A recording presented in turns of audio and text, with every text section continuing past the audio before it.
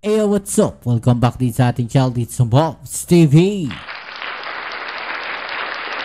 Alright, so tayo nagbabalik muli mga babayan at eto, pag-usapan natin, no? Nagkaroon po ng malaking kaguluhan diyan po sa Office of the Ombudsman mga kababayan. At eto nga po nga si Ombudsman Crispin Remulla ay hinabol po.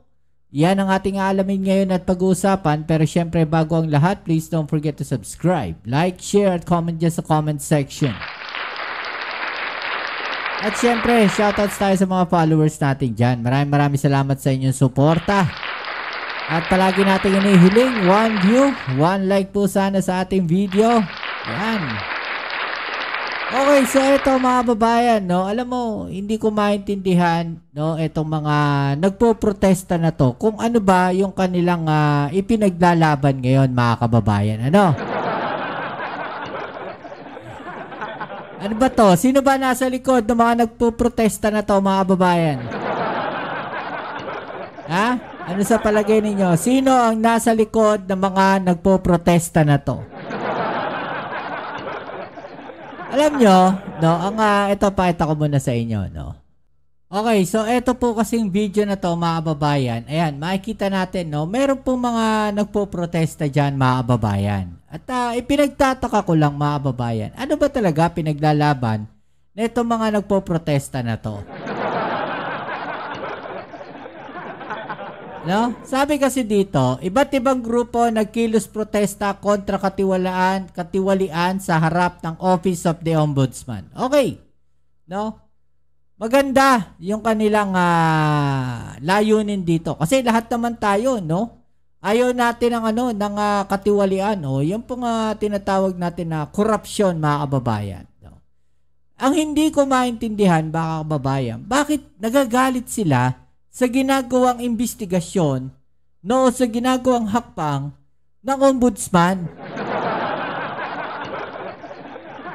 Kasi no nakaraan nga di ba? Ano bang ginawa ng ombudsman no nakaraan? No, si Martires.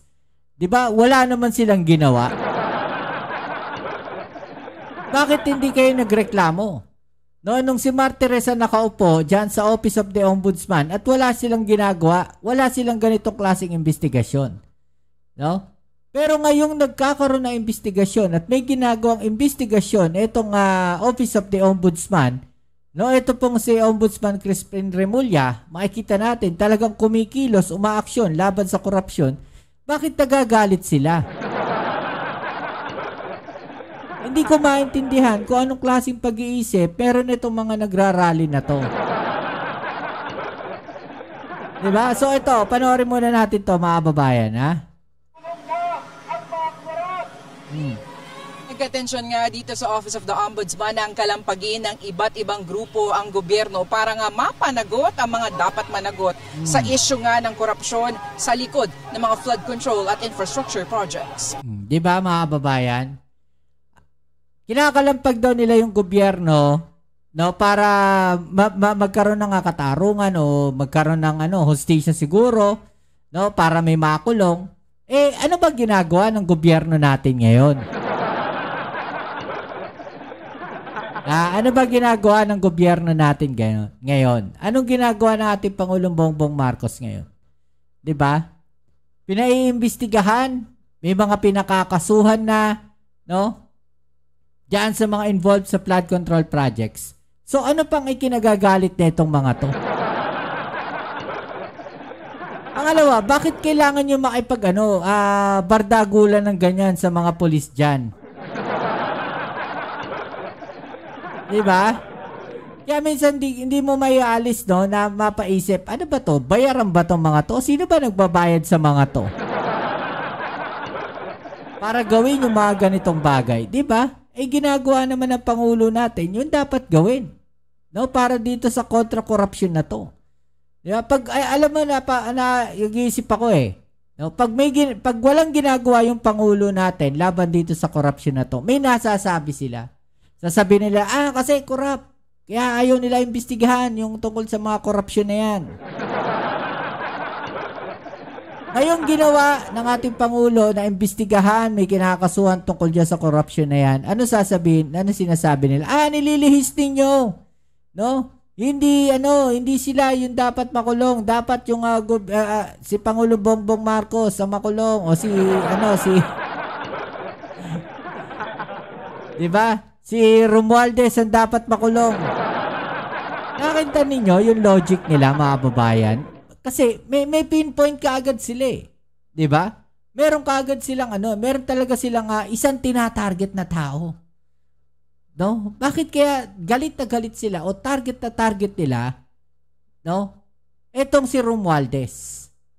Mga babayan. Bakit target na target nila itong si Romualdez? Natatakot ba sila sa 2028? Na may makakalaban itong si BP Sara? O akala ko ba hindi siya tatakbo na Pangulo ng Pilipinas sa 2028? Tuloy natin. Alas 10 ng umaga nang sumugod sa Office of the Ombudsman ang kilusang bayan kontra kurakot. Hinabol nila ang convoy ni Ombudsman Jesus Crispin Remulla na eksakto naman papasok ng gate ng Ombudsman. Pinigilan sila ng mga pulis ng QCPD. Dito na nagkatulakan at nagkagirian ng mga rallyista at mga pulis. Kinalampag nila ang gate ng Ombudsman at tinakpan nila. Inekisa nila yung mukha ni Remulla, yung mukha ni PBBM, no? Yung mukha ni Sara Duterte, DM Builders Cebu, panagutin. 'Di ba? Ano ba ginagawa ng Pangulo natin? 'Di ba? Nagkakaroon na ng investigasyon tungkol diyan sa mga flood control diyan sa Cebu. 'Di ba? Bakit galit na galit pa rin kayo? Hindi kasi ganun kadali. No, hindi kasi ganun kadali. Ang gusto ata nila mangyari, mga kababayan, no, DM Builders ba gumawa dyan? Kasuhan yan. No, kasuhan ka agad yan. Ikulong yan. Hindi ganon. No, hindi ganon. Mag-ano muna yan. Mag-ipon muna ng mga ebidensya yan. Tapos, tsaka nila kakasuhan yung mga yan. Diba? Hindi po pwedeng basta sinabing, builders, yung gumawa dyan sa mga flood control sa Cebu, kasuhan ka agad yan. Hindi ganon. Diba? Pilit pang maglagay ng tarpaulin. Ilang minuto pang nagpatuloy ang girian hanggang sa may namagitan na leader ng mga grupo. Nag-spray paint din ang grupo sa mga letrato ni Pangulong Bongbong Marcos, Vice President Sara Duterte, Ombudsman Remulla at logo ng isang contractor na sanhiraw ng malawakang pagbaha sa Cebu nitong Bagyong Tino. Ang kanilang sigaw, walang dapat... Bakit wala yung mukha ni Digong dyan?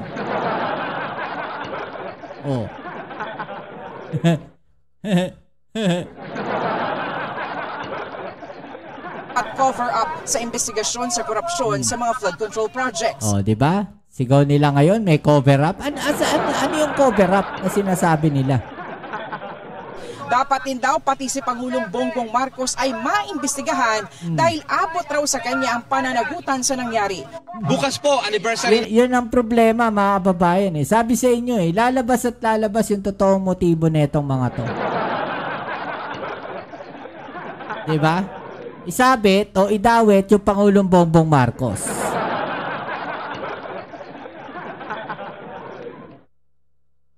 Ewan ko anong klaseng pag-iisip meron na itong mga tao na to, no?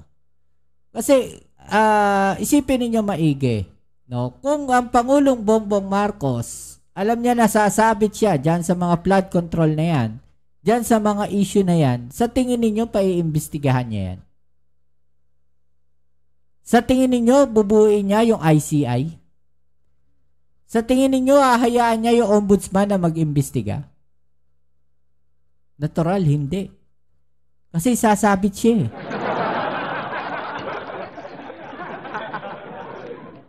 Kaya pinaimbestigahan niya ng ating Pangulo. No? Kasi alam niya, sa sarili niya, no, sa sarili ng ating Pangulong Bongbong Marcos, na ito yung dapat niyang gawin. Alam niya sa sarili niya na wala siyang ginawa na mali. Kaya nga pinaimbestigahan niya yan. Bakit hindi nyo inilagay dyan yung muka ng dating Pangulong Duterte? Yun yung tanong. Kasi sa panahon nila marami ring flood control Sa panahon nila, marami ring issue ng flood control at sa panahon nila na mayagpag itong mga contractors na to at etong sila Diskaya. Diba? Tapos ngayon, ipipilit ninyo isabit si Pangulong Bongbong Marcos. Sabi nga dito, bakit kasali si VP sa minarkahan ninyo ng X? Siya nga ang pinakauna nagbulgar. It's obvious. Kaliwang grupo ito. Siya ba una nagbulgar? No? Siya ba una nagbulgar, mga babayan? Ano sabi dito? Kung tinotoo lang ni Duterte, sinabi niya 2016 nagalit siya sa corrupt official, ay wala sana ang mga issue ng korupsyon sa ngayon, lalo ang flood control. Exactly. Kaso parang hinayaan lang ni Duterte ang korupsyon. Hindi niya binigyan importansya labanan korupsyon, katulad ginawa niya war on drugs. Naging pabaya siya na ipakulong ang korap. Takot siya magsalita ng korap sa opisyal ng gobyerno, baka gumanti din pagsabihan siya ng korap ka rin, Duterte. Diba?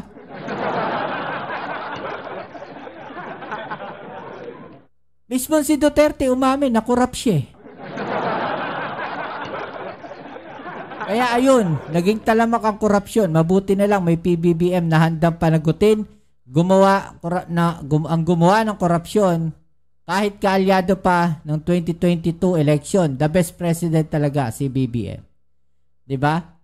Ultimo si Duterte. No, siya mismo umamin na korrupt siya, mga kababayan. 'Di ba? Eto pa idagdag na natin 'tong mga balita na 'to. Nagkagulo sa labas ng Office of the Ombudsman sa Quezon City. Tinangka kasing pumasok doon ng ilang militanteng grupo para iprotestang imbestigahan si Pangulong Bongbong Marcos kaugnay ng flood control scandal. Para sa detalye mula sa Quezon City, nasa linya po ng telepono si JC Cosico. JC, sino-sino bang grupo ang mga nagprotesta dyan at ano ang panawagan nila? Rose, iba't ibang grupo mula nga doon sa kilos ng bayan kontra kurakot ang nagkilos protesta dito po sa Office of the Ombudsman kanina. Sigaw nila panagutin ang lahat ng sangkot sa korupsyon sa gobyerno sa gitna po ng issue sa maanumalyang flood control project. Sinubukan makapasok ng mga grupo sa tanggapan ng Ombudsman para sa kanilang kilos protesta. Pero ang mga nakaantabay na pulis, pilit sila pinigilan na makalapit sa gate. Hindi naman po nagpaawat ang mga rallyista. Hindi tuloy na iwasang magkatulakan habang patuloy ang pagsigaw nila sa kabilang mga panawagan. Nag-spray paint pa nga sila doon sa mga larawan ni na President Bongbong Marcos, VP Duterte at Ombudsman Remulla, pati na rin po doon sa logo ng isa sa mga top contractors sa maanumalyang flood control projects. Higit po ng kilusan, walang dapat na cover-up o pagtakip ang ombudsman sa kanilang investigasyon sa maanumalyang proyekto sa gobyerno. Pati rin si PBBM, dapat rin daw na hindi lusot sa investigasyon. Bago mag-alas 11 ng umaga, maayos namang natapos ang pagkilos sa mga grupo sa ombudsman. Narito po ang kanilang mga pahayag. Mga kasamahan natin, kinasuhan na, may mga nakulong mga nagprotesta sa korupsyon, pero ang mga kurakot na mga nasa gobyerno, ang mga korap na kontratista, wala pa rin napapanagot, wala pa rin nakukulong. Bukas po, anniversary ng Yolanda. 12 years later, bulok pa rin ang ating sistema. Marami pa rin ang namamatay dahil sa mga kurakot sa pamahalaan. Anong kinalaman ng Yolanda dun? Anong kinalaman ng Yolanda doon? Paki-explain nga.